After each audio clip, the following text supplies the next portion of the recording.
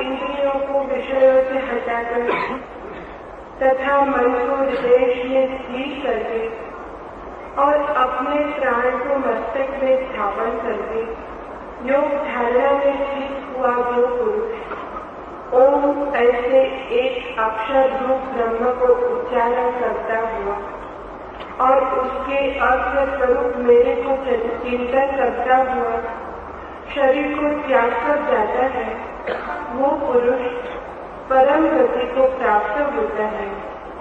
और हे अर्जुन, जो पुरुष मेरे में अनन्य चित्त से स्थित हुआ सदा ही निरंतर मेरे को स्मरण करता है, उस निरंतर मेरे में युक्त हुए योगी के लिए मैं सुलभ हूँ।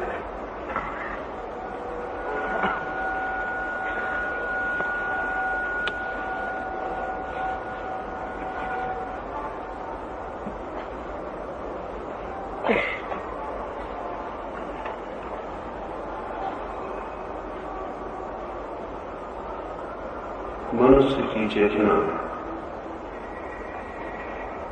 दो प्रकार की यात्रा कर सकती है। एक तो अपने से दूर इंद्रियों के मार्ग से होकर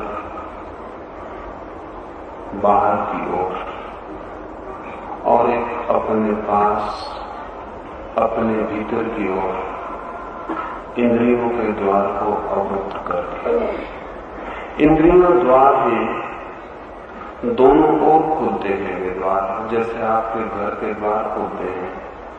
चाहे तो उसी द्वार से बाहर जा सकते हैं, लेकिन तब द्वार खोलना पड़ता है, और चाहे तो उसी द्वार से भीतर आ सकते हैं, तब द्वार भीतर की ओर खोलना पड़ता है। एक ही द्वार बाहर ले जाता है, वही द्वार भीतर ले आता है। इंद्रियां द्वार है चेतना के लिए बहिर्गमन के या अंतर्गमन के, लेकिन हम जन्मों जन्मों तक बाहर की यात्रा करते करते ये भूल ही जाते हैं कि इन्हीं द्वारों से भीतर भी आया जा सकता है। स्मरण ही नहीं रहता है कि जिस द्वार से हम घर के बाहर गए हैं वही भीतर लाने वाला भी बन सकता है। ये भूल विचार की निरंतर होती है। यह हमें ख्याल नहीं रहता कि जिन मार्गों से हम नीचे गिरते हैं वे ही मार्ग हमारे ऊपर उठने के मार्ग भी बन जाते हैं, और जिन सीढ़ियों से कोई नर्क में उतरता है उन्हीं सीढ़ियों से स्वर्ग में भी चढ़ा जाता है। सीढ़ियां अलग नहीं होती, केवल चलने की दिशा अलग होती है। कृष्ण अर्जुन से कहते हैं कि हे अर्जुन, सब इंद्रियों के द्वारों को रोककर, अर्थात इंद्रियों के संयम को उपलब्ध हो, जो भाव को, मन को हृदय में स्थित करे और प्राण को मस्तक में, वो परम गति को उपलब्ध होता है। इंद्रियों को अवरुद्ध करके, इंद्रियों के संयम से क्या अर्थ है?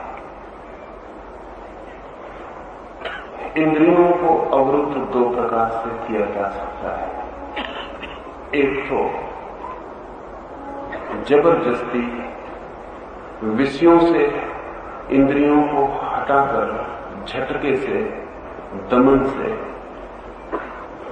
कोई चीज सुंदर लगती है आपको, मन खिंचता है, आकर्षित होता है, दौड़ता है, चंचल होता है।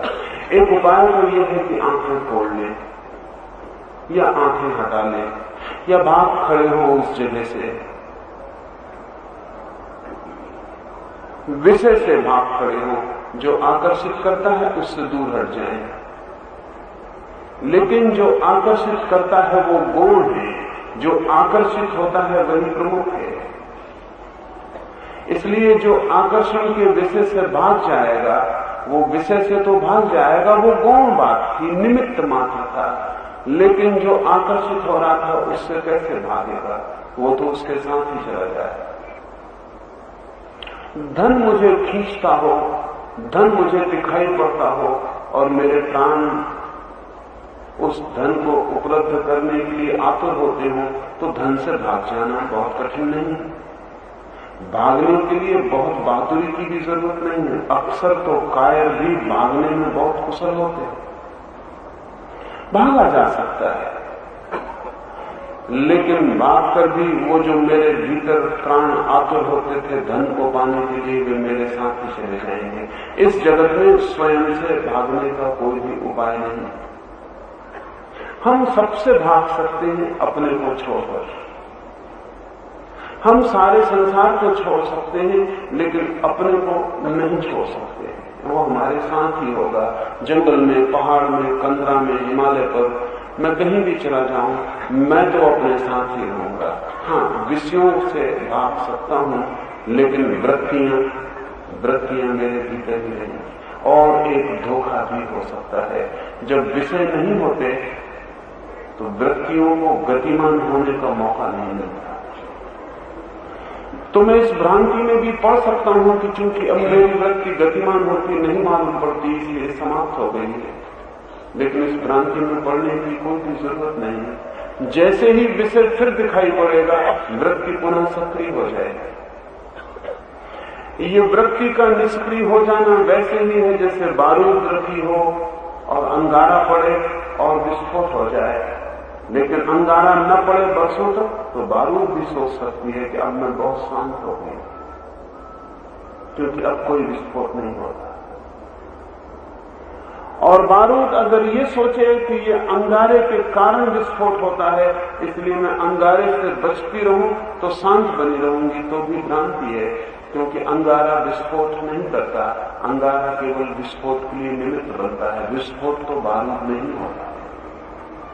वो हमारे भीतर वृत्तियों की बारूद मौजूद रहे तो हम अंगारों से कितने ही भागते रहे, कोई बचाव नहीं। और जन्मों जन्मों में वापस पुनः पुनः वृत्तियां हमें उपलब्ध हो जाएंगी। जब कृष्ण कहते हैं कि सब इंद्रियों के द्वारों को रोककर, तो पहली बात ठीक से समझ लें, इस तरह के निरोध के लिए कृष्ण नहीं कहते। कृष्ण का जीवन भी नहीं कहता कि इस तरह का निरोध उन्होंने किया होगा। फिर भी कृष्ण के साथ भी भूल हो जाती है। बुद्ध के वक्तव्य में कोई खोज सकता है ये अर्थ, क्योंकि वे छोड़कर गए हैं। महावीर के व्यक्तित्व में खोज सकता है कोई ये अर्थ, क्योंकि वे भी छोड़कर गए हैं। लेकिन कृष्ण के साथ तक भ्रांति होती है और गलत अर्थ होते हैं, जबकि कृष्ण कुछ भी छोड़कर नहीं गए। निश्चित ही कृष्ण का यह अर्थ नहीं हो सकता कि ऑब्जेक्ट से, विषयों से भाग जाओ। उनका अर्थ दूसरा है। वो दूसरा अर्थ बहुत भिन्न है, बहुत क्रांतिकारी। एक तो उपाय है कि मैं विषय से भाग जाऊं, अंगार से भाग जाऊं, बारूद को बचाए हुए। दूसरा उपाय है कि बारूद को छोड़ दूं और अंगारों से खेलता रहो। कृष्ण तो अंगारों से खेलने के लिए संदेश दे रहे हैं अर्जुन को। वो कहते हैं युद्ध कर, भाग मत। और ध्यान रहे, जो युद्ध बाहर है वो तो बहुत छोटा है। एक और अंतर्युद्ध है भीतर, जो सतत चल रहा है चेतना का, विषयों के साथ, कि विषयों के प्रति आकर्षित हो या न हो। कृष्ण उस युद्ध से भी भागने की सलाह नहीं दे सकते। भागना उनकी भाषा नहीं। एस्केपिज्म, पलायन उनके सोचने का ढंग नहीं। कृष्ण का ढंग तो सोचने का है युद्ध की सघनता में खड़े होकर जीवन के रूपांतरण का। तो कृष्ण का अर्थ दूसरा ही हो सकता है। वो ये है, विषयों से भागने की कोई भी जरूरत नहीं और भागकर भी कोई भाग नहीं सकता। और जहां भी हम जाएंगे वहीं विषय मौजूद हो जाएंगे। संसार जहां भी है वहां विषय उपलब्ध है। वृत्ति को विसर्जित करना ही इंद्रियों का संयम, और वृत्ति विसर्जित हो तो इंद्रियां अपने आप अवरुद्ध हो जाती हैं। क्योंकि वृत्ति के ऊपर ही चढ़कर चेतना इंद्रियों के द्वार से निकलती है। वृत्ति के घोड़ों पर बैठकर ही चेतना इंद्रियों के बाहर निकलती है और अनंत की वाह यात्रा पर भटकती है। वृत्ति के घोड़े ही अगर छीन हो जाए तो फिर इंद्रियां भागती नहीं, अवरुद्ध हो जाती, उनके द्वार बंद हो जाते। ठीक समझे तो इंद्रियों के द्वार बहुत ऑटोमेटिक थे, बहुत स्वचालित थे। जब तक चेतना भीतर से धक्का देती है उन्हें बाहर की तरफ, तभी तक वे खुले रहते हैं। और जब भीतर की चेतना धक्का नहीं देती बाहर की तरफ, वे द्वार अपने से बंद हो जाते। ऐसा समझे, आंख प्रतीक है। आंख से समझे तो सारी इंद्रियों का ख्याल आ जाए। और आंख सूक्ष्मतम और सबसे ज्यादा नाजुक, डेलिकेट, बारीक इंद्रिय है। और जो आंख पर होता है वही सब इंद्रियों पर होता है। जब तक आपके भीतर चेतना जागना चाहती है तब तक पलकें खुली रहती हैं, और जब चेतना सोना चाहती है पलकें झप जाती हैं और बंद हो जाती हैं। चेतना का धक्का ही पलकों को खोले रखता है। इसलिए कितनी ही गहरी नींद आ रही हो, आपको लगता हो कि अब क्षण भर नहीं जाग सकूंगा, उसी वक्त कोई खबर दे कि घर में आग लग गई है, नींद नदारत हो जाती। नींद का पता नहीं चलता, आप रात भर जाग सकते। क्या हो गया? चेतना ने वापस जागने का निर्णय लिया, पलकें खुल गई। करीब करीब सभी इंद्रियां इसी तरह हैं। आंख पर तो पलकें हैं, कान पर तो कोई पर्दे नहीं है बंद करने के। लेकिन विद्यार्थी कक्षा में बैठा है और बाहर एक पक्षी गीत गा रहा है। पक्षी का गीत सुनाई पड़ने लगता है, शिक्षक की आवाज बंद हो जाती है। शिक्षक ज्यादा करीब है, ज्यादा जोर से बोल रहा है, पक्षी बहुत दूर है, किसी अंधराई में छिपा होगा, बहुत धीमी सी गूंजती उसकी आवाज आती है। लेकिन उस विद्यार्थी को आवाज सुनाई पड़ने लगी पक्षी की, शिक्षक का बोलना खो गया। बात क्या हो गई? चेतना जिस तरफ उन्मुख होती है उस तरफ द्वार खुल जाते हैं, और जिस तरफ उन्मुख नहीं होती उस तरफ द्वार बंद हो जाते हैं। कान के भी सूक्ष्म द्वार हैं जो बंद होते और खुलते। चित्त में काम वासना भर जाती है तो काम वासना का द्वार खुल जाता है। चेतना धक्के देती है तो काम वासना का जो केंद्र है उसका द्वार खुल जाता है और काम ऊर्जा बाहर प्रवाहित होने लगती है। चेतना धक्के नहीं देती तो काम ऊर्जा का द्वार बंद है और कोई उपाय नहीं कि वो बाहर प्रवाहित हो जाए। हमारे शरीर की सभी इंद्रियों के द्वार स्वचालित थे। जब चेतना भीतर से धक्का देती है तो द्वार खुल जाते हैं, और जब चेतना भीतर से धक्का नहीं देती द्वार अपने आप बंद हो जाते हैं। जब कृष्ण कहते हैं इंद्रियों के द्वारों को रोक कर, तो ऐसा नहीं कहते कि जबरदस्ती अपनी आंखों को बंद करके बैठ जाओ, क्योंकि जो जबरदस्ती अपनी आंखों को बंद करके बैठेगा, जिसके खिलाफ उसने आंखें बंद की हैं, वो बंद आंखों में भी मौजूद हो जाता है, उससे बचा नहीं जा सकता। जबरदस्ती कान बंद कर लो, कुछ न सुनना हो, तो वो अनसुना भी भीतर गूंजता है, बंद नहीं होता। जबरदस्ती काम वासना को रोक लो तो कोई अंतर नहीं पड़ता, काम ऊर्जा स्खलित होती ही चली जाती। जबरदस्ती कोई भी उपाय नहीं, क्योंकि जबरदस्ती एक बात की खबर देती है कि भीतर से चेतना बाहर जाना चाहती है और उसी चेतना का एक हिस्सा उसे जबरदस्ती भीतर रोकना चाहता है। तो अगर रोकने वाला हिस्सा सबल हुआ तो दरवाजे पर थोड़ी देर कसमकस होती रहती, दरवाजे के पीछे बाहर जाने वाला धक्का देना चाहता है, रोकने वाला खींचता है। अगर सबल हुआ रोकने वाला तो थोड़ी देर तक ये कसमकस होती है, लेकिन एक बड़े मजे का नियम है कि जो रोकता है वो थोड़ी देर में कमजोर हो जाता है, जो हिस्सा रोकता है उसकी ताकत रोकने में व्यय हो जाती है। इसलिए आदमी आज कसम खाता है ब्रह्मचर्य की और कल पाता है कि मुश्किल है। वो हैरान होता है कि जब कसम खाई थी तो बिल्कुल सुलभ मालूम पड़ती थी, सरल मालूम पड़ती थी बात, कसम खाई ही इसलिए थी। 24 घंटे बाद क्या हो जाता है? जिस मन के हिस्से ने कसम खाई थी वो लड़ने में लग जाता है उस मन से जो जाना चाहता था। और ध्यान रहे, कसम जब भी कोई खाता है तो पक्का मान लेना उसके भीतर दूसरा हिस्सा भी मौजूद होगा, नहीं तो कसम किसके खिलाफ खाई जाएगी। जब मैं कहता हूं कि कसम लेता हूं कि अब झूठ नहीं बोलूंगा, वो मैं किसके खिलाफ कसम खा रहा हूं? अपने ही उस मन के हिस्से के खिलाफ जिसके बाबत मुझे पक्का पता है कि वो मुझे झूठ बोलने को मजबूर कर सकता है। लेकिन जिस हिस्से से मैं रोकूंगा वो रोकने में उसकी ताकत वह हो जाएगी, और जो हिस्सा रुका है वो रोज रोज शक्तिशाली होता चला जाएगा। रुके होने की वजह से शक्ति बढ़ेगी, रोकने की वजह से शक्ति कम होगी। आज नहीं कल धक्का देकर चेतना फिर इंद्रिय के द्वार को खोल देगी। और जो हम करना चाहते हैं उसके लिए तर्क खोज लेते हैं। सुना है मैंने कि मुल्ला नसरुद्दीन मक्का की यात्रा कर गया, वहां उसने कसम ले ली, भाव में आ गया, कसम ले ली कि मछलियां खाना छोड़ देता हूं। कसम लेने का, मछलियां छोड़ने का असली कारण ये नहीं था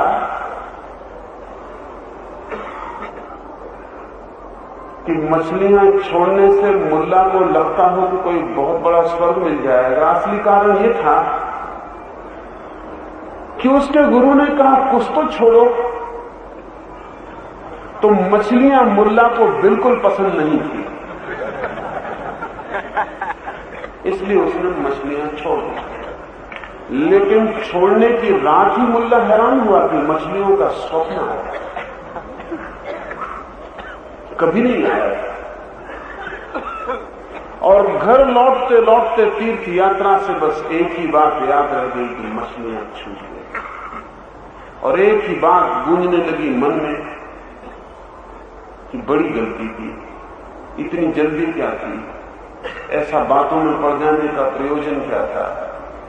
और घर आते आते एक ही वासना मन में सघन हो गई, मछलियां खाने की, जो कि मन में कभी भी न थी।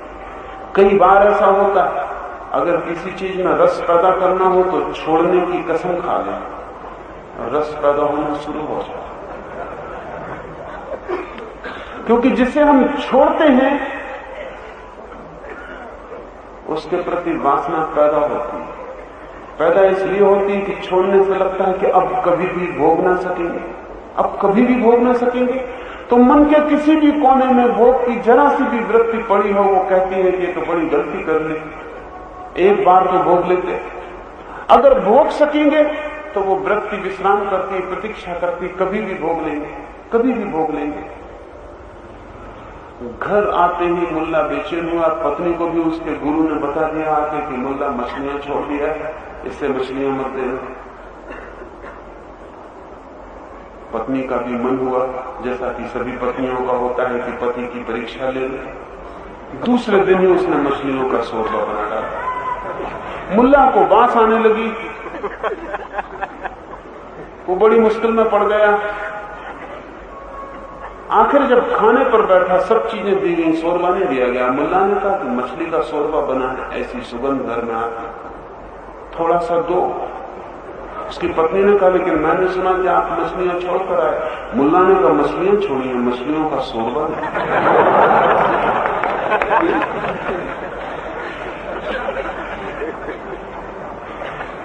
बात ठीक ही थी।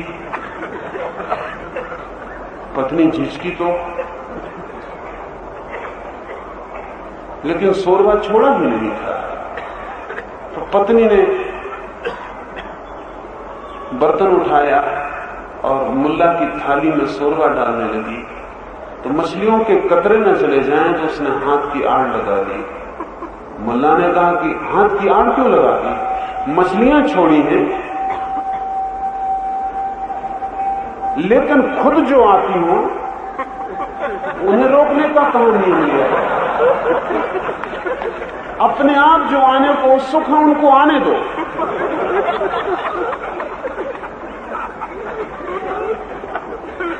फिर आदमी तर्क खोजता है,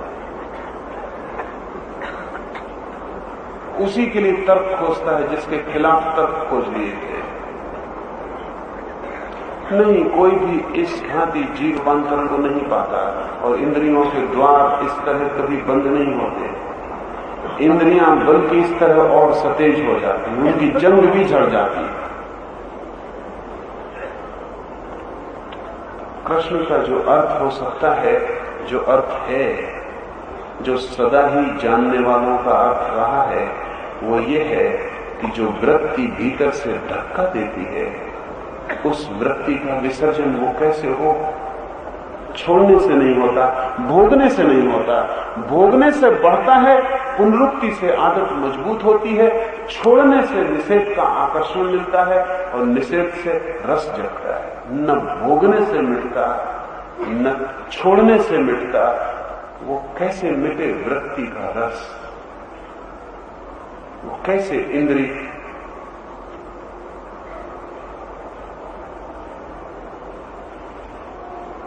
वो संयम कैसे उपलब्ध हो? उस संयम का एक ही उपाय रहा है सदा से, और वो है जब भी कोई विषय आकर्षित करे तो ध्यान विषय पर न रखकर वृत्ति पर रखना। जब भी कोई विषय आकर्षित करे, राह से गुजर रहे हैं आप, एक सुंदर चेहरा दिखाई पड़ता है, एक सुंदर देह दिखाई पड़ती है, स्त्री की, पुरुष की, दौड़ता है मन। उस समय आपका ध्यान उस शरीर पर होता है जो आपको आकर्षित कर रहा है, उस वृत्ति पर नहीं होता जो दौड़ी जा रही है, और उस चेतना पर भी नहीं होता जो आकर्षित हो रही है। और जहां ध्यान होता है चेतना उसी तरफ दौड़ती है, ये नियम है। जहां ध्यान होता है चेतना उसी तरफ दौड़ती है। जहां ध्यान, वहीं चेतना के लिए निशाना बन जाता है और चेतना का तीर उसी तरफ चलने लगता है। ध्यान को जब कोई सुंदर व्यक्ति दिखाई पड़े तो ध्यान को सुंदर व्यक्ति पर मत केंद्रित करें, तत्काल अपने पर केंद्रित करें और देखें कि मैं सौंदर्य से आकर्षित हुआ हूं और मेरी चेतना वृत्ति बनकर सौंदर्य की तरफ बह रही। लड़ने की जरूरत नहीं, गाली देने की जरूरत नहीं कि ये पाप है सौंदर्य को देखना, बिल्कुल पाप नहीं है। सौंदर्य की प्रतीति में जरा भी पाप नहीं है, सौंदर्य के अनुभव में जरा भी पाप नहीं है। सुंदर को जानकर अगर आदमी की चेतना स्वयं में स्थिर हो तो परमात्मा का स्मरण होगा, पाप का कोई स्मरण नहीं हो सकता है। कोई कंडेमनेशन, कोई निषेध, कोई निंदा नहीं, सिर्फ इतना कि मैं उसे जानूं जो आकर्षित हुआ है, क्योंकि वही मैं हूं, और मैं उसे जानूं जो चेतना आकर्षित होकर बह रही। और जैसे ही आप अपने ध्यान को स्वयं पर और अपनी बहती हुई चेतना पर ले जाएंगे, आप अचानक पाएंगे कि इंद्रिय का द्वार बंद हो गया। क्योंकि ध्यान भीतर जाए तो चेतना भीतर की तरफ प्रवाहित होने लगती है, बाहर की तरफ नहीं। जहां ध्यान वहां चेतना बहती है। जैसे जहां गड्ढा वहां पानी बहता है, गड्ढा खोदते हैं और पानी बहता है। अब कुछ पागल हैं जो पानी को रोकने की कोशिश करते हैं। पानी को रोकने से कुछ ना होगा, कितना ही रोकिए पानी गड्ढे की तरफ ही बहेगा। और अगर बांध बनाया तो जो झरना था वो महासागर हो जाएगा। और आज नहीं कल अगर झरने को ही बहने देते तो बहुत खतरे होने वाले नहीं थे, लेकिन किसी दिन ये झरना जब बांध बन के महासागर बन जाएगा और बांध को तोड़कर बहेगा तो महाविनाश होगा। चित्त के साथ यही होगा। इसलिए आप जान के हैरान होंगे, जो लोग रोज छोटा मोटा क्रोध कर लेते हैं वे लोग कभी हत्या नहीं करते। इसलिए अगर आपके घर में कोई ऐसा आदमी हो जो क्रोधी तो हो लेकिन क्रोध न करता हो तो उससे सावधान रहना, क्योंकि वो किसी दिन जब भी करेगा तो हत्या से कम में निपटारा नहीं, बांध बन जाए। जो आदमी रोज नाराज हो लेता है वो रोज प्रसन्न भी हो जाता है। इसलिए बच्चे अभी नाराज हो रहे हैं, अभी मुस्कुरा रहे हैं, क्योंकि बांध बिल्कुल नहीं है, कोई बांध नहीं है। हम कितने ही क्रोध कर लेते हो फिर भी बांध बांध के चलना ही पड़ता है। दफ्तर में मालिक है, नाराज नहीं हो सकते, समय है, परिस्थिति है, नाराज नहीं हो सकते, रोक देना पड़ता है। वो बांध बन जाता है, फिर वो बांध टूटता है और तब जोर से क्रोध निकलता है। इसलिए हमारा क्रोध अक्सर ही अनजस्टिफाइड होता है, क्योंकि जिस पर निकलता है अकेला वही उसका कारण नहीं होता, और 25 लोगों का क्रोध भी उसमें जुड़ा होता है जो उन पर नहीं निकल पाया और इस पर निकलता है। इसलिए जिस पर निकलता है वो सदा सोचता है कि इतनी छोटी सी बात और इतना क्रोध, जस्टिफाइड नहीं मालूम पड़ता उसे। हमें भी मालूम नहीं पड़ेगा पीछे सोचने पर, इतनी सी बात थी, इतने क्रोध की क्या जरूरत थी। लेकिन बहुत सा क्रोध जो इकट्ठा था बांध बांध कर, वो समय की तलाश में था। जब भी गड्ढा मिल जाएगा बांध को तोड़ देंगे और मुक्त हो जाएंगे। छोटे छोटे पापी बड़े पाप कभी नहीं कर पाते, और बड़े पापी अक्सर वे ही लोग होते हैं जो छोटे छोटे पाप करने से अपने को बचाते रहते। ऐसा नहीं है कि छोटे छोटे पाप के करने के अभ्यास से कोई बड़ा पापी होता है। ख्याल रखना, छोटे छोटे पाप करने वाला कभी बड़ा पापी नहीं हो पाता। बड़ा पापी होने की आकांक्षा हो, छोटे छोटे पाप करना बंद कर दें, फिर एक दिन अपने आप विस्फोट हो जाए और बड़ा पाप घटित हो जाए। चेतना भी ध्यान की तरफ इसी तरह बहती है जैसे गड्ढे की तरफ पानी बहता है। एक नेचुरल, एक निसर्ग का नियम है कि चेतना ध्यान की तरफ बहती है। जहां ध्यान वहीं चेतना का तीर सरकने लगता है। अगर आप कोई गाली दे, उस वक्त गाली देने वाले पर ध्यान न रखें, गाली सुनने वाले पर ध्यान रखें, आप अचानक पाएंगे इंद्रिय का द्वार बंद हो गया और चेतना वापस भीतर लौट गई। जब कोई आपको चांटा मारे तो चांटा मारने वाले के हाथ पर ध्यान न रखें, चांटा जिसे मारा गया है उस पर ध्यान रखें, और आप अचानक पाएंगे कि वो आदमी वीक हो गया जिसने चांटा मारा, वो बाहर जाता, क्रोध भी विलीन हो गया और चेतना अपने भीतर लौट गई। और एक बार अगर आपको ये अनुभव हो जाए कि जो ऊर्जा, जो शक्ति क्रोध बन के बाहर जा रही थी वो बाहर नहीं गई बल्कि लौटकर भीतर आ गई, तो आप हैरान हो जाएंगे। बाहर जाती हुई क्रोध की ऊर्जा पीड़ा में ले जाती, वही ऊर्जा जब भीतर भीतर लौटती है तो क्वालिटेटिवली बदल जाता है, उसका गुणधर्म बदल जाता है, वही क्षमा बन जाता है। और जिसने क्षमा जाना उसके आनंद का कोई हिसाब नहीं, और जिसने क्रोध जाना उसके पश्चाताप का कोई अंत नहीं। अगर काम वासना मन को पकड़ती हो और बाहर न जाकर वापस भीतर लौट आए ध्यान के साथ, तो वही ब्रह्मचर्य बन जाता है।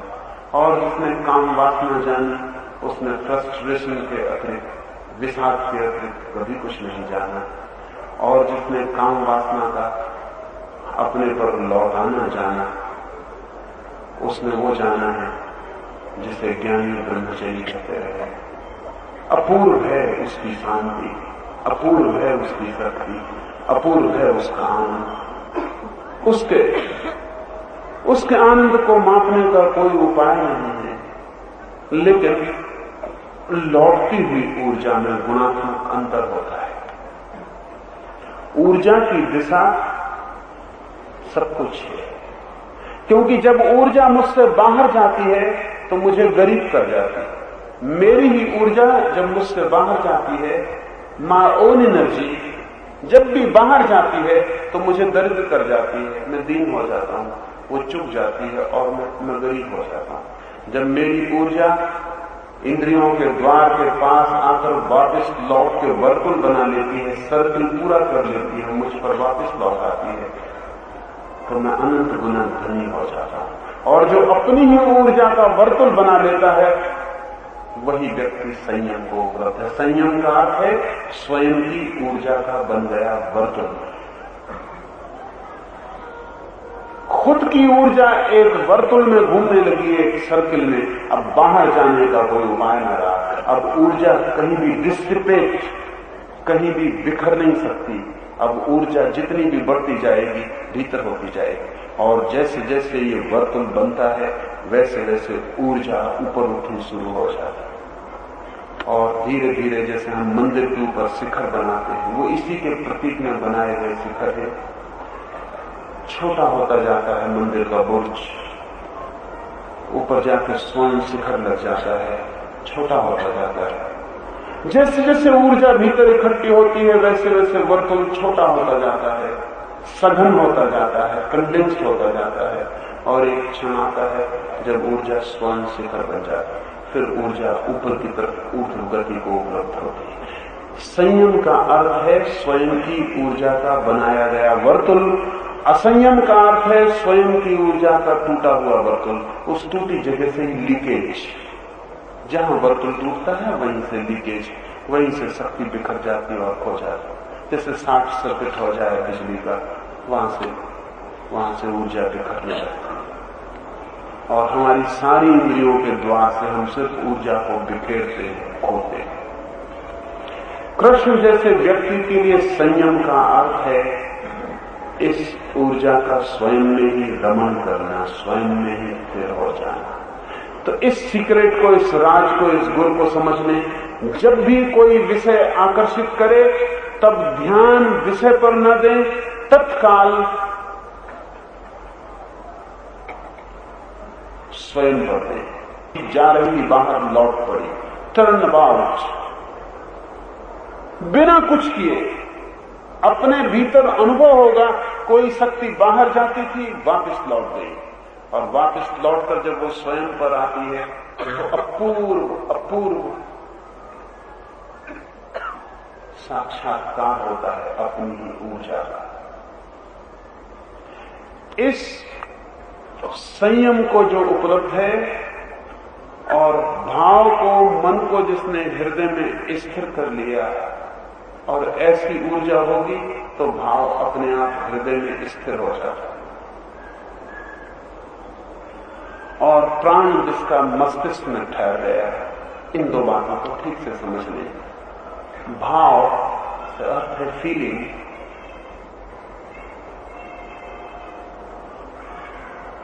संवेदना, वो जो हमारे भीतर अनुभव करने की क्षमता है, वो हृदय क्षेत्र में स्थिर हो जाती है जब कोई संयम को उपलब्ध होगा।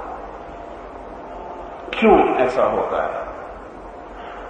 हमारे शरीर के भीतर प्रत्येक अनुभूति, प्रत्येक अनुभव के लिए अलग अलग केंद्र है, सेंटर से, चक्र है।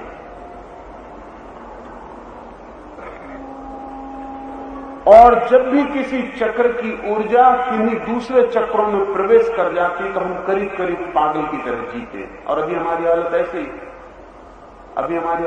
ही, जैसे एक आदमी पेट से भोजन करे समझ में आता है, दांतों से चबाए, गले से गटके, पेट से पचाए, समझ में आता है। लेकिन वो आदमी बैठ के से केवल खाने का विचार करे तो खाने का जो भी यंत्र है वो बिल्कुल उपयोग में नहीं आएगा। और मस्तिष्क जहां से खाना खाया नहीं जा सकता वो खाने के काम में लग जाएगा। तो भोजन करना सेरिब्रल हो जाएगा, मस्तिष्कीय हो जाएगा। मस्तिष्क भोजन कर नहीं सकता लेकिन भोजन करने के भ्रम में पड़ सकता है। और भ्रम अगर भारी हो जाए तो व्यक्तित्व का सब विखंडित हो जाता है। और ऐसे भ्रम में हम जीते। काम वासना का केंद्र है लेकिन लोग मस्तिष्क में काम वासना को धीरे धीरे सोच सोच कर काम वासना के केंद्र से हटा के मस्तिष्क में प्रवेश कर लेते। तो मनोचिकित्सकों के पास ऐसे लोग आते हैं जो कहते हैं स्वप्न में तो मैं बहुत पोटेंट मालूम पड़ता हूं, बहुत वीरवान मालूम पड़ता हूं, जब विचार करता हूं तो इतनी काम ऊर्जा मालूम होती है, लेकिन जब स्त्री के निकट पहुंचता हूं तो एकदम इम्पोर्टेंट, निर्वीर्य हो जाता हूं। वो रोज घटता है। उसके घटने का कारण है क्योंकि उनकी पूरी की पूरी सेक्स सेंटर की जो संभावना थी वो हटकर और मस्तिष्क में केंद्रित हो गई। तो जब वे सोचते हैं तब वे बड़े शक्तिशाली मालूम पड़ते हैं, लेकिन जब शक्ति को प्रकट करने का अवसर हो तब वो एकदम शक्तिहीन हो जाता है। हमारे सारे चक्रों के जो जो विभाजन है वो सब के सब कंफ्यूज्ड हैं, एक दूसरे में प्रवेश कर रहे हैं। कोई किसी की सुनता नहीं मालूम पड़ता, और कोई चक्र किसी का काम करता है, कोई चक्र किसी का काम करता है, सब उधार हो गया है। तो हम मस्तिष्क से भावना तक करने को उतर जाते हैं। मस्तिष्क भावना नहीं कर सकता है, हृदय विचार नहीं कर सकता है। जो जिस चक्र का काम है अगर उस पर ही पहुंच जाए तो व्यक्तित्व एकदम संतुलित हो जाता है। और जब ऊर्जा संयम को उपलब्ध होती है तो प्रत्येक चक्र सिर्फ अपने ही काम को करता है। अभी पश्चिम में एक बहुत बड़ा साधक महायोगी था जॉर्ज गुरजिएफ, तो वो कहता था अगर तुम इतना ही कर लो कि तुम्हारा प्रत्येक चक्र शुद्ध हो जाए, कि काम वासना का चक्र केवल काम वासना का ही काम करे, तो भी तुम महाजीवन को उपलब्ध हो जाओ। लेकिन हमारे भीतर सब कंफ्यूज। हमारी हालत ऐसी है, किसी एक ऐसी मिलिट्री की टुकड़ी की जिसमें पहरेदार सेनापति बन के बैठ गया हो, जिसमें सेनापति पहरेदार के पैरों के पास बैठा हो, जिसमें जिनको आज्ञा देनी चाहिए वो आज्ञा ले रहे हो, जिनको आज्ञा लेनी चाहिए वो आज्ञा दे रहे हो, और किसी को पता ना हो कि कौन कौन, सब विक्षिप्त हो जाए। ऐसी हमारी चित्त की, चेतना की, हमारे व्यक्तित्व की दशा। कृष्ण कहते हैं जब कोई संयम को उपलब्ध हो और भाव हृदय देश में स्थित हो जाए, मन हृदय देश में ठहर जाए और प्राण मस्तक में, ये दो बातें, भाव अनुभव करने की जो प्रतीति है, क्या कभी आपने ख्याल किया कि आप अनुभव कहां से करते हैं? आकाश में पूर्णिमा का चांद है, आप उसके नीचे खड़े हैं, आंख उठा के आकाश को देखते हैं, तो क्या आपका मस्तिष्क कहता है कि बहुत सुंदर, या आपके हृदय के पास कोई स्फुरना हो? यह आपको जांचना पड़ेगा। और आप हमेशा पाएंगे 100 में 99 मौके पर कि ये मस्तिष्क ही है जो कह रहा है बहुत सुंदर, और ये भी इसलिए नहीं कह रहा कि इसे बहुत सुंदर का अनुभव हो रहा है, ये सिर्फ इसलिए कह रहा है कि इसने बार बार पूर्णिमा के दिन लोगों को कहते सुना है कि बहुत सुंदर।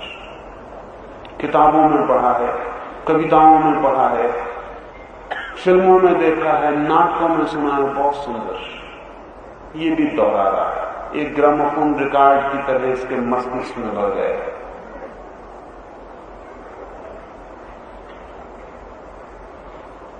ये उसको दोहरा रहा है। अगर इसे अनुभव हो तो मस्तिष्क में नहीं होगा, हृदय में होगा, और जब अनुभव होगा तो शायद आदमी शब्द भी न देना चाहे। सुना है मैंने, लाओत्से के साथ एक मित्र रोज घूमने जाता है सुबह। मित्र का एक अतिथि भी साथ आ गया और दोनों लाओत्से के साथ घूमने गए। मित्र तो जानता है लाओत्से को कि वो चुप ही रहना पसंद करता है, वर्षों में कभी बोलता है, लेकिन परदेशी अतिथि को कुछ पता नहीं। दोनों को चुप देखकर वो भी काफी चुप रहा। फिर एक भूल हो गई। सुबह जब सूरज निकला और वृक्षों के ऊपर उठने लगा और पक्षी गीत गाने लगे और फूल खिल गए और सुगंध भर गई उस वनपथ पर, तो उसने कहा कितनी सुंदर सुबह। किसी ने उत्तर न दिया। लाओत्से ने जरूर गौर से उसे देखा, फिर चल पड़ा। मित्र थोड़ा घबराया, उसने जरा संकोच से अपने अतिथि की तरफ देखा, वो भी चल पड़ा। वो अतिथि थोड़ा हैरान हुआ, किसी ने इतना भी ना कहा कि हाँ ठीक कहते हो, बड़ी सुंदर सुबह। लौटकर लाओत्से ने अपने मित्र को कहा कल से इस साथी को मत लाना, बहुत बातूनी मालूम होगा। 2 घंटे में उसने इतना ही कहा था, बड़ी सुंदर सुबह। उसके मित्र ने, लाओसे के मित्र ने कहा, ज्यादा बातूनी तो नहीं है, ऐसा एक ही बात कही है। लाओसे ने कहा, लेकिन अगर उसे सुबह सुंदर लगी थी तो कहने का ख्याल भी ना आता। अगर सुबह सुंदर लगी थी तो वो लीन हो गया होता, वो भूल ही गया होता कि सुबह है, वो खो गया होता, उसे कुछ लगा मगा नहीं है, सिर्फ आदत, आत्मन, सुबह सुंदर है। और फिर हमको भी तो पता था, हम भी वहीं मौजूद थे। उसने कह के सिर्फ सौंदर्य को बाधा पहुंचाई। उस सन्नाटे में जहां पक्षियों के गीत थे और जहां सूरज की किरणें थी और सुबह की सुगंधित हवाएं थी, उसकी ये बात बड़ी कुरूप थी और बेमानी थी और सन्नाटे को तोड़ती थी, उस मौन को खंडित करती थी कि सुबह बहुत सुंदर। ये वक्तव्य बड़ा असुंदर था, अगली स्थिति था।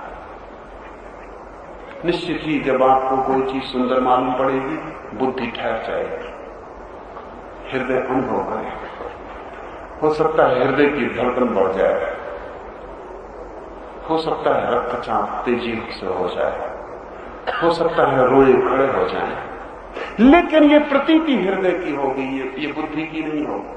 लेकिन हमने हृदय से कुछ भी अनुभव करना बंद कर दिया, हम सब बुद्धि से ही अनुभव किए जा रहे हैं, और बुद्धि अनुभव करने में असमर्थ है, वो उसका काम नहीं। संयमी व्यक्ति का भाव हृदय में स्थापित हो जाता है। कैसे होगा स्थापित? या तो संयम को उपलब्ध हो तो हो जाए, या अगर भाव को भी हृदय में स्थापित कर ले तो भी संयम का मार्ग सुगम हो जाए। तो जब भी अनुभव करें, ख्याल रख के करें कि हृदय से अनुभव कर रहे हैं। जब किसी से कहें कि मैं तुझे प्रेम करता हूं, तो ये पहले मत कहें, पहले हृदय के पास किसी सनसनी को दौड़ जाने दें, कोई लहर, और जब लहर हृदय को पकड़ ले तभी अगर जरूरी लगे तो कहें, और अगर दूसरा बिना कहे समझ सकता हो तो चुप ही रहे, उसे समझने का मौका दें। अक्सर हम शब्दों से बताते नहीं, छिपाते। अक्सर जब प्रेम चुक जाता है तब हम कहते हैं कि मैं बहुत प्रेम करता हूं। ये केवल सब्स्टिट्यूट है। जब प्रेम होता है तो इसे कहने की जरूरत नहीं होती, आंखें कह देती, पलकें कह देती, चेहरे का भाव कह देता है, हाथ का इशारा कर देता है, उठना बैठना कह देता है, प्रेमी के पास आके बैठना कह देता है कि मैं प्रेम करता हूं। लेकिन जब ये सब चुक जाता है तब सिर्फ शब्द रह जाते हैं, कोरे और खाली, चले हुए कारतूस जैसे, जिसके भीतर कोई बारूद मारूद नहीं। तब हम कहते हैं मैं बहुत प्रेम करता हूं। ये सिर्फ समझाना है, सिर्फ समझाना।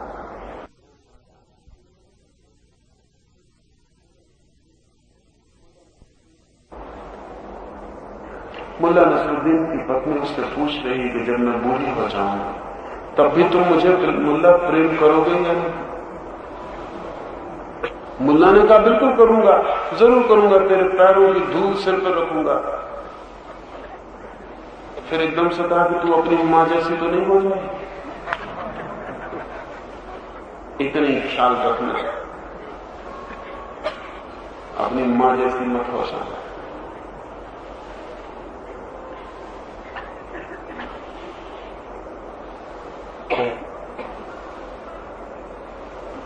ये जब उसकी पत्नी पूछ रही है तो वो बहुत बीमार पड़ी थी, वो सिर्फ खोज रही है। फिर वो पूछती है उससे कि मुल्ला अगर मैं मर जाऊं तो सच कहो, दूसरा विवाह तो नहीं करो। मुल्ला ने कहा ऐसी बातें नहीं पूछा करते, तेरी तबीयत ठीक नहीं है, ऐसी बातें नहीं पूछा करते। पर पत्नी पीछे पड़ गई तो मुल्ला ने कहा बड़ी मुश्किल है, अगर मैं कहूं कि करूंगा तो कहना जचेगा नहीं, और अगर कहूं कि नहीं करूंगा तो वो सच न होगा।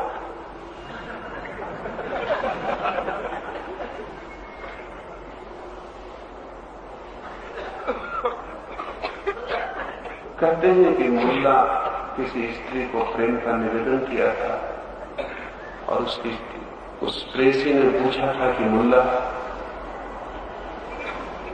तुम ऐसे ऐसे पत्र लिखते हो कि मैं मर जाऊंगा अगर तू मुझे ना मिली। क्या सच ही तुम मर जाओगे अगर मैं तुम्हें ना मिली? तो मुल्ला ने कहा, this has been my usual habit. ये तो मैं सदा करता रहा हूं, ये सदा की मेरी आदत। जब भी किसी से मैंने प्रेम किया और अगर वो मुझे न मिला तो मैं फौरन मर गया। उस स्त्री ने प्रेम नहीं किया मुल्ला से, विवाह भी नहीं किया, और कहते हैं मुल्ला ने अपना वचन निभाया। यद्यपि 70 साल बाद मर गया, 70 साल बाद लिख गया अपनी वसीयत में कि कोई ये न समझे कि मैं झूठा हूं। मैंने वचन दिया था अपनी प्रेसी को कि अगर तूने मुझसे विवाह न किया तो मैं मर जाऊंगा, और अब मैं मर रहा हूं 70 साल बाद। हमारा सारा प्रेम के दावे, मर जाने के वचन, आश्वासन कहीं भी हृदय से आंसू नहीं मालूम पड़ते, सिर्फ बुद्धि का हिसाब किताब। और जितना कम होता है हृदय, बुद्धि से हमें उतना ज्यादा सब्स्टिट्यूट परिपूर्ण करना पड़ता है। तो जितना कम प्रेमी उतना ज्यादा गुहार मचाए रखता है कि मैं प्रेम करता हूं, मैं प्रेम करता हूं, मैं प्रेम करता हूं। सच में जो प्रेमी है, चुप होना भी काफी है, और अगर चुप भी न कह सके प्रेम को तो सब कभी भी नहीं कह पाएंगे।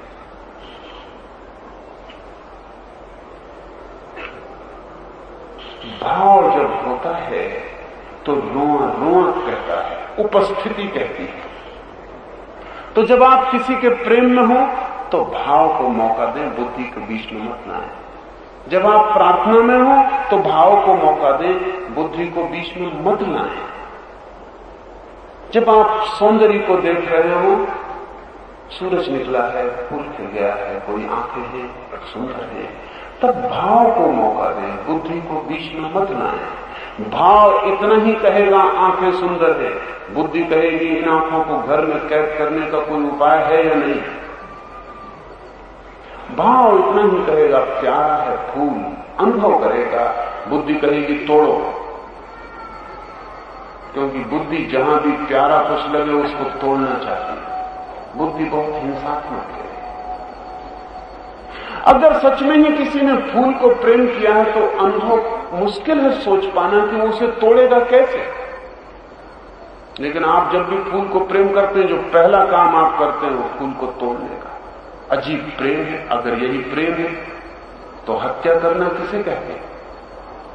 जब भी फूल प्यारा लगता है तो पहला काम कि तोड़ो झटके से, उसके जीवन को नष्ट करो, उसका जो जीवंत रूप था हटाओ और एक मुर्दे फूल को खीसे में लगा के घूमो। शायद फूल से आपको बिल्कुल प्रेम नहीं है, शायद इस फूल को भी आप अपने अहंकार की शोभा और आभूषण बनाना चाहते हैं। तो अगर कोई स्त्री मुझे सुंदर लगे तो कैसे जल्दी इसे अपने घर में कैद करूं, ये बुद्धि का ख्याल है। बुद्धि इसी भाषा में सोचती है, भाव नहीं सोचता। भाव को अगर कोई सुंदर लगता है तो कारागृह में डालने का कोई सवाल ही नहीं। अगर भाव को कोई सुंदर लगता है तो कारागृह में हो भी तो उसे मुक्त कर देने की कामना पैदा होगी। अगर किसी को फूल सुंदर लगा है और जमीन पर पड़ा है तो वो उसे उठाकर कहीं पानी में रख देना चाहेगा कि थोड़ी देर और ज्यादा जिंदा रह जाए। भाव की प्रक्रिया अलग है। भाव आपको कठिनाई में नहीं डालता, लेकिन बुद्धि आपके ऊपर इतनी जोर से कस के बैठी है कि भाव बोल भी नहीं पाता कि बुद्धि अपने वक्तव्य देनी शुरू कर दे। और भाव कह भी नहीं पाता कि क्या अनुभव हुआ।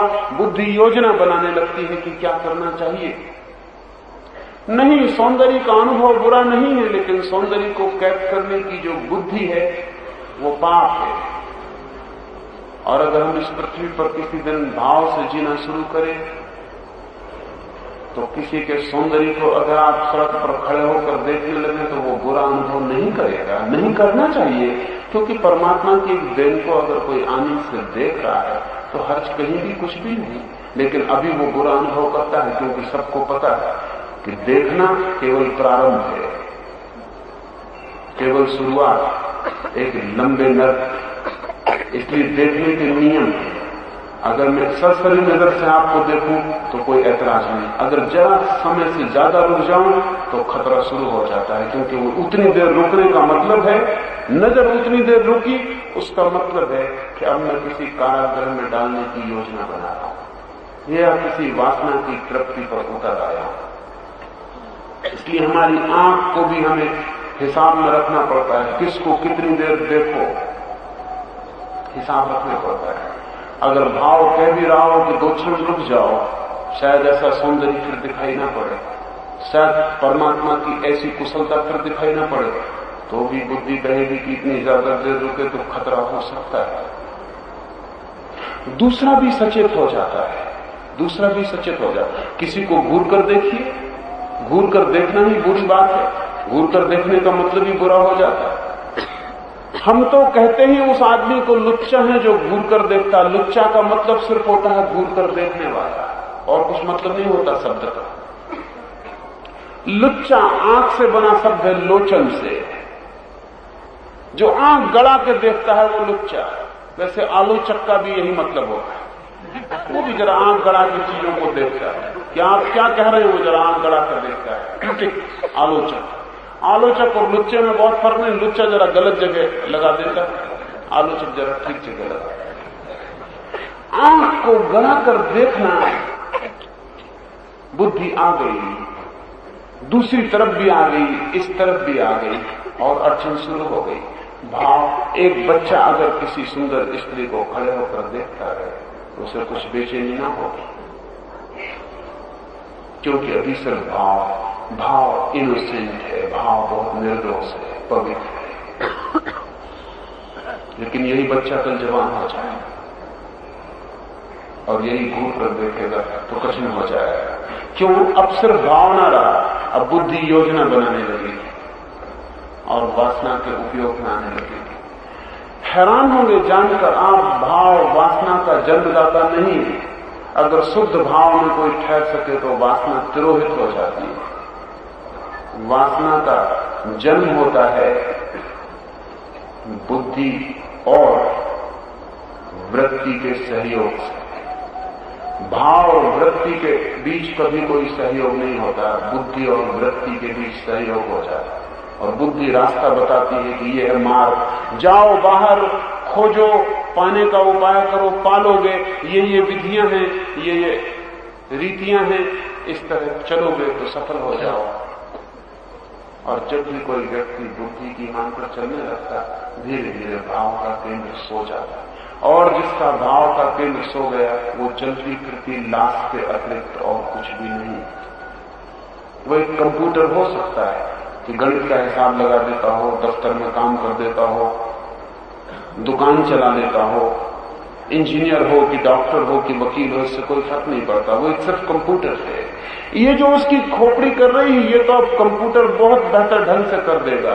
कंप्यूटर आदमी में एक ही फर्क है कि कंप्यूटर अभी तक भाव नहीं कर सकता, बुद्धि का तो सब काम कर देता है। अगर आप भी सिर्फ बुद्धि रह गए हैं तो आप बहुत जल्दी रिप्लेस कर दिए जाएंगे, आप बहुत जल्दी गैर जरूरी हो जाएंगे, और किसी कबाड़ खाने में आपको उठा के रख दिया जाएगा, क्योंकि आप महंगे भी हैं, खर्चीले भी हैं, नॉन इकोनॉमिकल भी हैं। कंप्यूटर बेहतर है, वो कम भोजन करता नहीं, या बहुत कम भोजन करता है, थोड़ी सी बिजली लेता है, टूटता फूटता नहीं, भूल चूक कभी नहीं करता। और 1000 आदमी जिस काम को कर सके लाखों घंटों में, वो क्षण में कर देता है। तो आदमी तो आउट ऑफ डेट है, कंप्यूटर उसकी जगह आ जाएगा। आदमी की बचने की एक ही संभावना है कि आदमी अगर अपने भाव के केंद्र को पुनर्जागृत कर ले तो ही कंप्यूटर से जीत सकता है, अन्यथा जीतने का कोई उपाय नहीं। और ध्यान रहे, आदमी से लड़ता रहा, ये एक बात थी, पहली दफा आदमी मशीन से लड़ेगा, और मशीन से लड़के आदमी जीतेगा नहीं, क्योंकि मशीन सब कुछ आपसे ज्यादा कुशलता से कर सकती, सिर्फ एक काम मशीन नहीं कर सकती, वो भाव। लेकिन भाव हमारे पास नहीं, भाव का हमें पता ही नहीं। हृदय में हम सिर्फ एक ही बात जानते हैं कि वो जो धड़कन होती रहती है वो भी हम तभी जानते हैं जब कोई बीमारी कोई अड़चन आ जाए। लेकिन वो धड़कन तो सिर्फ फुप्पस है, वो धड़कन तो सिर्फ पंपिंग स्टेशन की वजह से श्वास को खून को पंप कर रही है, इसलिए धड़कन है, वो हृदय नहीं है। उस धड़कन के पास एक और धड़कन भी है जिसको नापा नहीं जा सकता, वो भाव की धड़कन। लेकिन भाव को फैलाएं, मौका दें, अवसर दें और धीरे धीरे भाव को केंद्रित करें तो वो संयम में सहयोगी बन जाता है, या संयम हो तो वो भाव में सहयोगी बन जाता है। साधना के जगत में सब चीजें अन्योन्याश्रित हैं, इंटरडिपेंडेंट हैं। कहीं से भी शुरू करें दूसरी चीज सहयोगी हो जाता है। और प्राण को मस्तक में, प्राण से अर्थ है जिसे बर्गसन ने एलान वाइटल कहा है, जीवन शक्ति कहा है। भारत उसे सदा से प्राण कहता है। प्राण है हमारे भीतर वो ऊर्जा जिसके सहारे हम जीते, और जब ये शरीर छूटता है तो शरीर से कुछ भी नहीं जाता, सिर्फ प्राण चला जाता है। लेकिन वो प्राण अगर मस्तक में स्थापित होकर जाए तो परम गति को उपलब्ध होता है, और अगर मस्तक में स्थापित न हो पाए तो जिस केंद्र पर स्थापित होता है उसी गति को उपलब्ध होता है। परम गति कृष्ण किसे कहते हैं वो भी हम समझ लें। परम गति उसे ही कहा है जिसके आगे फिर कोई गति नहीं है। परम गति उसे ही कहा है जो अंतिम गति है, द अल्टीमेट, जिसके आगे कुछ भी नहीं। इसलिए मोक्ष ही परम गति है, या ब्रह्म उपलब्धि ही परम गति है, निर्वाण ही परम गति। बाकी सब गतियां परम नहीं है, क्योंकि उनके बाद और गतियां होंगी, और गतियां होंगी, और यात्राएं, और यात्राएं। परम यात्रा तो वही है जिसके आगे फिर कोई मंजिल शेष नहीं रह जाता। तो अगर प्राण इकट्ठा हो जाए भ्रुकुटी मध्य में, तो फिर कोई दूसरी गति में मनुष्य को नहीं जाना पड़ता। और जिस जगह केंद्रित होता है उस जगह से पता चलता है कि किस गति में आदमी जाएगा। प्रत्येक व्यक्ति का प्राण शरीर के अलग अलग बिंदुओं से निकलता है। सभी व्यक्ति एक ही बिंदु से नहीं मरते। जिन व्यक्तियों का प्राण भूमध्य में इकट्ठा हो जाता है उनका प्राण सहस्त्रार से निकलता है। आज्ञा चक्र में जिनका प्राण स्थापित हो जाता है तो आज्ञा चक्र से जैसे ही आज्ञा चक्र में प्राण का प्रवेश होता है कि जो अंतिम चक्र है हमारा सहस्त्रार, द सेवेंथ, उसे तोड़कर निकल जाता है। इसलिए परम ज्ञानियों की अक्सर खोपड़ी भी टूट जाती है उस जगह से। जरूरी नहीं कि टूटे ही, अक्सर टूट जाती है।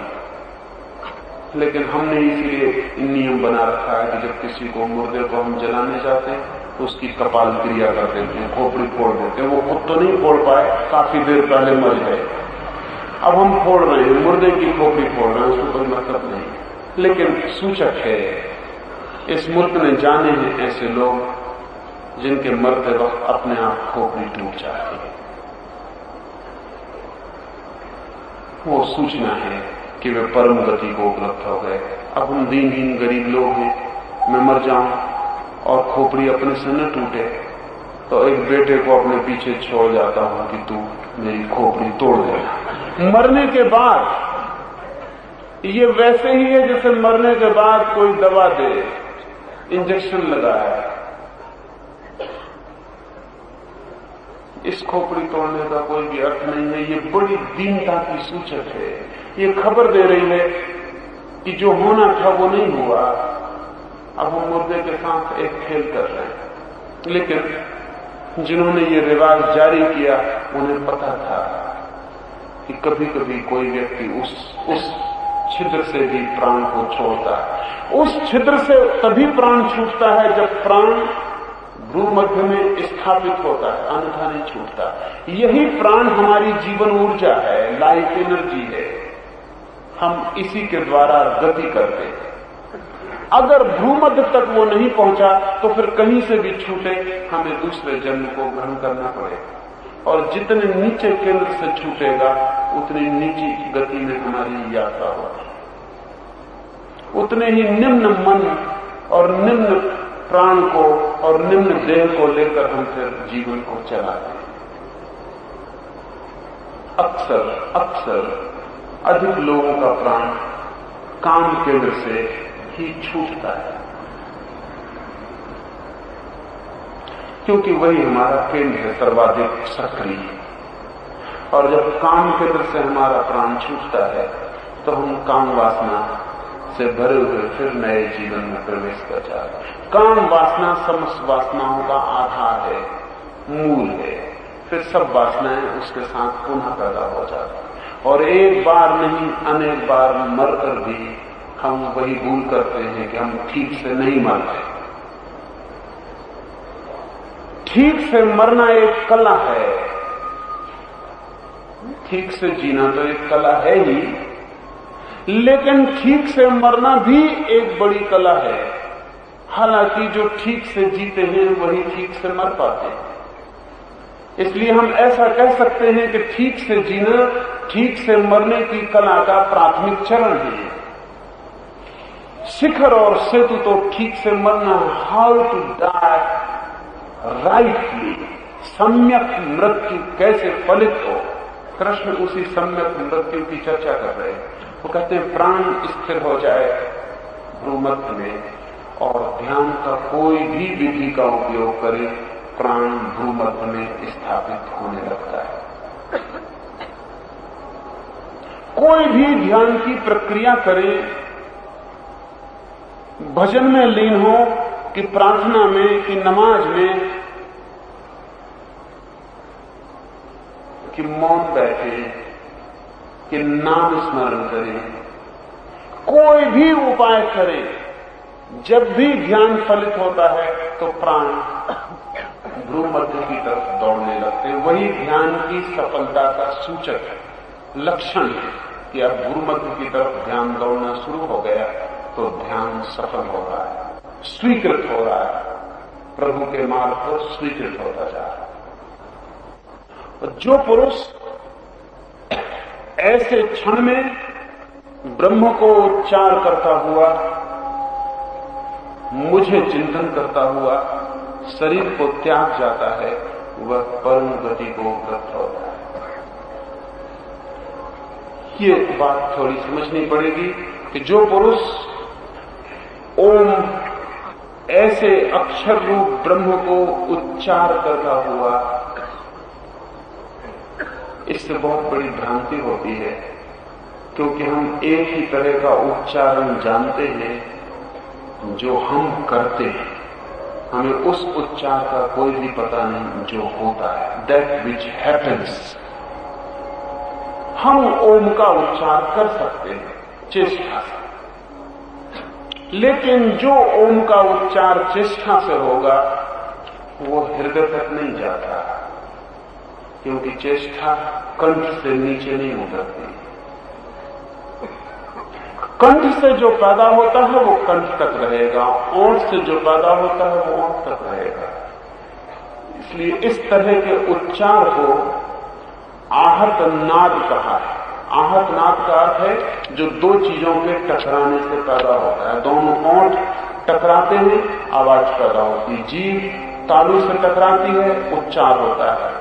कंठ की मांसपेशियां सिकुड़ती हैं, टकराती हैं, उच्चार पैदा होता है। एक तरह की ध्वनि हम जानते हैं जो आहत नाद है। आहत नाद का अर्थ है दो चीजों के संघर्षण से पैदा हुआ शब्द, ध्वनि। कृष्ण जिस उच्चार की बात कर रहे हैं वो है अनाहत नाद। अनाहत नाद का अर्थ है बिना दो चीजों के टक्कर के पैदा हुआ नाद। हम ऐसे किसी नाद को नहीं जानते। लोग कहते हैं एक हाथ से ताली नहीं बजती।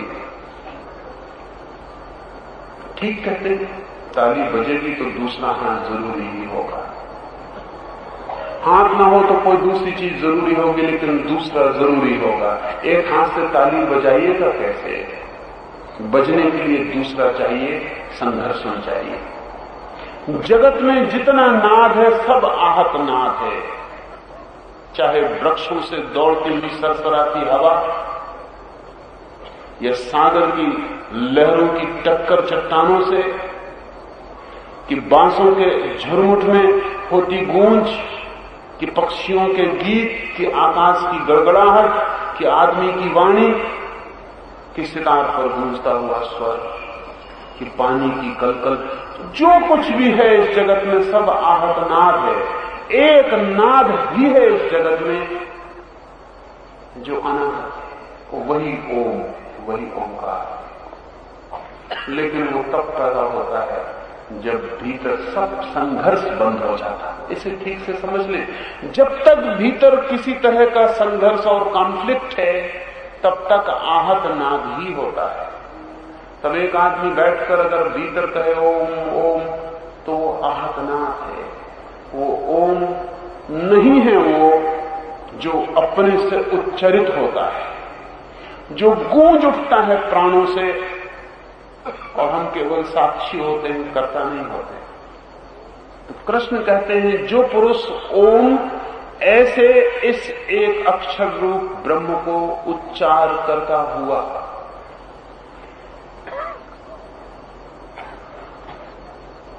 यहां कर्ता की तरह करता हुआ नहीं, यहां समस्त अस्तित्व से ओम का उच्चार होता हुआ, ज्यादा ठीक होगा कहना, यहां सारी प्राण ऊर्जा ओम का उच्चार होती हुई, ओम का उच्चार बनकर जब गतिमान होती है तो परम गति उपलब्ध होती है। कभी अगर एक क्षण भी ऐसा अवसर मिल जाए जब भीतर कोई संघर्ष न हो, परम मौन हो, कोई शब्द न हो, कोई स्वर न हो, तब भीतर ही आंखों कानों को बंद करके सुनना, क्या गूंजता है भीतर। शीघ्र ही एक अनूठी ध्वनि सुनाई पड़नी शुरू हो जाए जो कभी नहीं सुनी। ओम तो सिर्फ उसकी कॉपी है, समझाने को प्रतिलिपि है, कार्बन कॉपी। ओम से पता नहीं चलता, सिर्फ इशारा है। जो गूंज वहां अनुभव होती है वो करीब करीब ऐसी है जैसा ओम के उच्चार से मालूम पड़े, पर वो ठीक ऐसी नहीं, निकटतम अप्रोक्सीमेटली ऐसी है। इसलिए अनेक लोगों ने उसे अनेक तरह से समझा। हिंदू ओम के उच्चार को समझे, हिब्रू,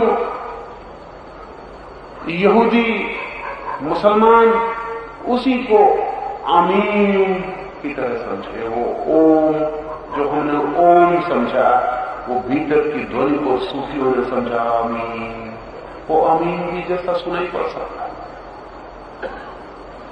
इसमें कोई कठिनाई नहीं। ये दो ही शब्द हैं इस समय जमीन पर, आमीन और ओम। आधे धर्म दुनिया के अमीन के ख्याल में है, आधे धर्म दुनिया के ओम के। भारत में जो धर्म पैदा हुए वो सब ओम के ख्याल में है, और उस ख्याल में कोई और कारण नहीं है। जब हमें पता है कि ओम, तो जब हमें पहली दफे वो ध्वनि सुनाई पड़ेगी तो ओम जैसी सुनाई पड़ेगी। जिनको पता है अमीन, उन्हें अमीन जैसी सुनाई पड़ जाएगी। लेकिन वो ध्वनि, ये दोनों ही केवल फीकी प्रतिध्वनियां उस ध्वनि की स्मृति से, बुद्धि से समझा गया उच्चार, वो इन दोनों से भिन्न और दोनों से मिलती जुलती है। उस ध्वनि को अनाहत कहा है क्योंकि वो बिना किसी चीज से टकराए पैदा होती है। वो अस्तित्व की ध्वनि है, वो अस्तित्व के होने से ही पैदा हो रही है। इस ध्वनि को उच्चार करता हुआ जो पुरुष मेरे चिंतन में रमा शरीर को त्याग कर जाता है। हम शरीर को त्याग नहीं करते, हमें शरीर त्याग करना पड़ता है, बड़ी मजबूरी में, बड़ी व्यवस्था में, बड़ी मुश्किल से छीना झपटी होती है हमसे। आपने कथाएं पढ़ी होंगी, कहानियां कहती हैं, धर्मगुरु समझाते हैं। वे कहते हैं कि जब मौत आती है तो मौत के यमदूत आते हैं और बड़ी जोर जबरदस्ती करके आत्मा को छीन के ले जाते हैं। उल्टी है ये बात, कोई छीन के आपको नहीं ले जाता, आप ही शरीर को इतने जोर से पकड़ते हैं कि छीना झपटी हो जाती है। प्राण जाना चाहते हैं, कोई उस तरफ से नहीं खींचता, आपको किसी को खींचने की जरूरत नहीं है। प्राण जाना चाहते हैं, वक्त आ गया, समय चुक गया, शरीर व्यर्थ हो गया और आपका मन छोड़ना नहीं चाहता, आप पकड़े। नाव छूट चुकी, उसका इंजन दौड़ने लगा और आप किनारे को पकड़े हुए। तो जो छीना झपटी होती है वो उस तरफ से नहीं, इसी तरफ से होती है, हमारे द्वारा होती है। हम शरीर को फिर भी पकड़े रहना चाहते हैं, फिर भी चीखते चिल्लाते हैं और बच जाए, एक क्षण और मिल जाए, एक श्वास और ले लूं। हम त्याग नहीं कर पाते शरीर का। अभी बहुत मजे की बात है, न हम भोग कर पाते, न हम त्याग कर पाते। क्योंकि अगर भोग ही कर लिया हो तो त्याग करने में कठिनाई नहीं आनी चाहिए, क्योंकि जिस चीज को हम भोग लेते हैं उसे छोड़ने की तैयारी हो जाती है। जब पेट भर जाता है तो आदमी थाली छोड़ देता है, लेकिन जिंदगी भर शरीर में रहकर भी भोग भी नहीं कर पाते कि थाली छोड़ सके। जब वक्त आए छोड़ने का तो हम कह सकें भर गया पेट। न हम भोग कर पाते, न हम त्याग कर पाते। हम बड़े अजीब लोग। जब भोग का समय होता है तब हम भोग को पोस्टपोन करते रहते, कल कर लेंगे, इंतजाम पहले कर लें, फिर भोग कर लें। फिर इंतजाम में जिंदगी चुक जाती, फिर मौत सामने आ जाती, त्याग का वक्त आ जाता, लेकिन अभी हमने भोग ही नहीं किया तो त्याग कैसे करें? तो पकड़ने की चेष्टा चलती। ध्यान रहे, अगर कोई आदमी विवेक पूर्वक, बुद्धिमानी पूर्वक, होश पूर्वक भोग कर ले तो त्याग करने में कठिनाई नहीं आनी चाहिए, क्योंकि शरीर में ऐसा कुछ भी नहीं है जिसे पकड़ने की आकांक्षा शेष रह जाए। सिर्फ अज्ञान ही पकड़ा सकता है, और भोग न कर पाने के कारण त्याग की क्षमता नहीं हो पाती। भोग करें और ठीक से भोग कर लें और होशपूर्वक भोग कर लें और देख लें कि शरीर क्या दे सकता है और जान लें कि शरीर से क्या मिल सकता है। जल्दी ही आप इस नतीजे पर पहुंच जाएंगे कि शरीर से कुछ भी मिलने वाला नहीं है। अगर कुछ खोजना है तो किसी और दिशा में खोजना पड़ेगा। फिर शरीर को छोड़ने में कठिनाई नहीं होती। और जिसको ये प्रतीति हो जाए कि शरीर से कुछ मिलता नहीं, कुछ मिलेगा नहीं, वो तत्क्षण शरीर को त्यागने को तैयार हो सकता है, और मृत्यु तब जब आए तो वो सहज स्वीकार कर सकता है कि ठीक है, आ जाओ, मैं तो तैयार ही था, इस शरीर को मैं देख चुका, इसमें कहीं कुछ भी नहीं है जो पाने योग्य है, और कहीं भी कुछ भी नहीं है जिसे खोने का कोई भय हो। मैं शरीर को देख और जान चुका हूं। ऐसे व्यक्ति को संयम भी आसान हो जाता है, और ऐसे व्यक्ति को अंतिम क्षण में शरीर का त्याग भी सरल हो जाता है। शरीर को त्याग कर जाता है ऐसा जो पुरुष, वो परम गति को प्राप्त होता है। परम गति यानी जिसके आगे फिर और कोई गति नहीं, जहां से लौटना नहीं, जिसके आगे जाना नहीं। ये शब्द बड़ा अद्भुत है। गति का तो मतलब होता है मूवमेंट। गति का अर्थ होता है मूवमेंट, चलना, बदलना, परिवर्तन। परम गति का क्या मतलब होगा? वहां तो कोई चलना नहीं होगा, कोई मूवमेंट नहीं, कोई जाना नहीं, कोई आना नहीं। परम गति शब्द कंट्राडिक्टरी, विरोधी। असल में परम कहना और गति कहना दो विरोधी शब्दों का एक साथ प्रयोग करना, कहना कि अल्टीमेट मूवमेंट। मूवमेंट कभी भी अल्टीमेट नहीं हो सकता, क्योंकि गति का अर्थ ही होता है कि वो अभी किसी तरफ हो रही है। गति का अर्थ ही होता है कि अभी हो रही है। तो जिस तरफ हो रही है वहां होगा अंत, अभी अंत नहीं हो गया। गति स्वयं में कभी अंत नहीं होती, अंत कहीं आगे होगा जिसकी तरफ गति होती। परम गति विरोधी शब्द है, लेकिन जीवन में जितने गहरे सत्यों का उद्घाटन करना हो उतने विरोधी शब्दों का प्रयोग करना पड़ता है। और इसलिए संतों की वाणी निरंतर कंट्राडिक्शन से, विरोधों से, असंगतियों से भरी होती है। असल में संत बोल ही नहीं सकता, बिना कंट्राडिक्ट किए संत बोल ही नहीं सकता। और अगर कोई बोलता हो तो उसे सत्य का कोई पता नहीं होता। सत्य को बोलने का मतलब ही यह है कि आपको विरोधी शब्दों का एक साथ प्रयोग करना पड़ेगा। उपनिषद कहते हैं दूर से भी दूर और निकट से भी निकट है वो। या तो कहो दूर से भी दूर रुको, या कहो निकट से भी निकट और ठहरो। कृपा करके दोनों तो एक साथ मत कहो कि दूर से भी दूर वो और निकट से भी निकट। कंट्राडिक्शन का तो उपयोग मत करो, लेकिन कोई उपाय नहीं, ऐसा ही है वो। पास भी इतने कि उससे ज्यादा पास कोई नहीं, और फिर भी अनंत अनंत यात्रा करके भी उस तक पहुंच कहां पाते। दूर से भी बहुत दूर, शायद इसीलिए बहुत दूर है कि बहुत पास है। इतने पास है कि चलने का मौका नहीं मिलता कि कैसे चल के उसके पास पहुंचे। जरा दूर हो तो आदमी चल के भी पहुंच जाए, बहुत पास हो तो चल के कैसे पहुंचे। मुल्ला नसरुद्दीन एक जगह काम करता है, दफ्तर उसके घर के सामने है, लेकिन रोज ही वो देर पहुंचता, लेट लतीफ, रोज ही। आखिर एक दिन मालिक के बर्दाश्त के बाहर हुआ। उसने कहा नसरुद्दीन सीमा भी होती है किसी बात। जो आदमी 6 मील दूर रहता है वो ठीक 10 बजे आ जाता है, और तुम दफ्तर के सामने हो और तुम कभी भी ठीक वक्त नहीं आ पाते। नसरुद्दीन ने कहा उसका कारण because I am so near, इतने निकट। उसके मालिक ने कहा ये कैसा कारण, समझ में नहीं आया।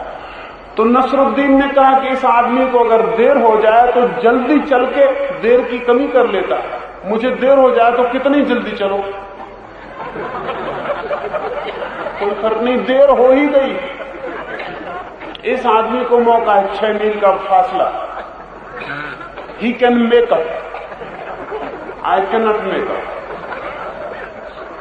घर से निकलेगी दफ्तर, मेकअप करने की थोड़ी जगह नहीं है, इसलिए हम रोज लेट हो जाते हैं।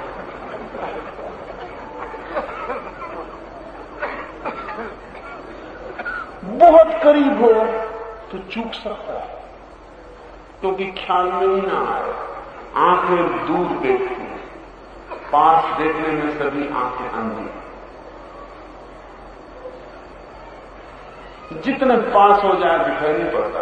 इस आंख को पास पास पास, आंख के जितने पास ले आओ उतना ही दिखाई पड़ना मुश्किल हो जाता। फिर बिल्कुल आंख से लगा दो फिर कुछ दिखाई नहीं पड़ता, और वो आंख के भी पीछे तो कठिन हो जाता।